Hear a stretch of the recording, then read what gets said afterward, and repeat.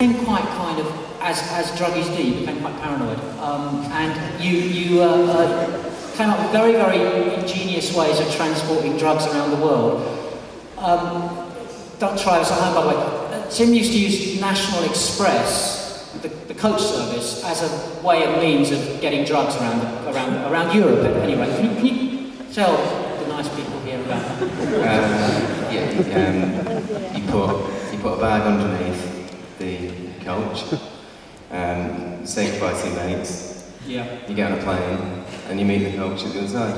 So basically, you fill up a bag full of drugs and old clothes. You stick it anonymously. Yeah. No one knows. No one knows. National Express coach.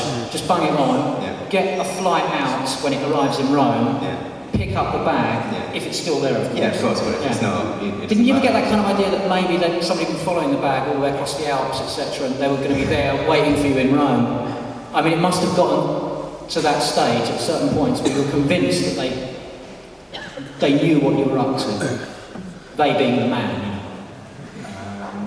It never crossed my mind. Never crossed your mind. Okay. There's a story in the book about you waiting in a London hotel for several grams of Charlie to turn up. Well, that was, I mean, I'm not proud of any of this, but...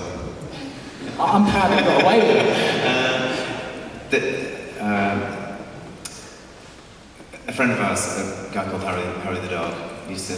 Lovely man. Used Sports Millwall.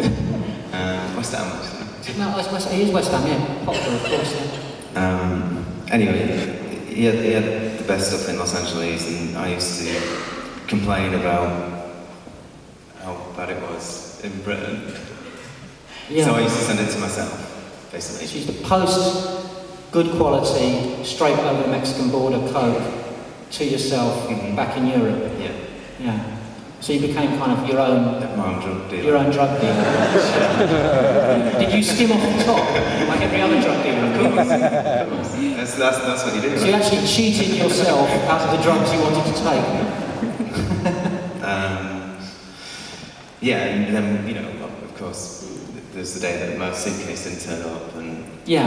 I mean, I'm curious about this because your suitcase didn't turn up. You I guess assumed that what do they call them? Well, the feds had got it. Yeah, exactly. And then someone delivered it to my hotel room, and I thought they were, the most,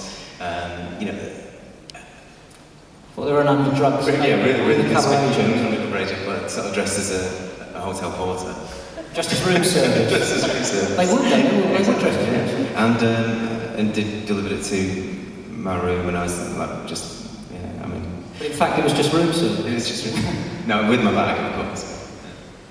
So, well, you were in LA, and I guess normally when people leave the country, they want to leave because they want to kind of get less of the life. You actually moved to LA to get more of a lifestyle, didn't you? And of course the drugs are stronger out there and all the rest of it. It started getting quite crazy quite fast, didn't it?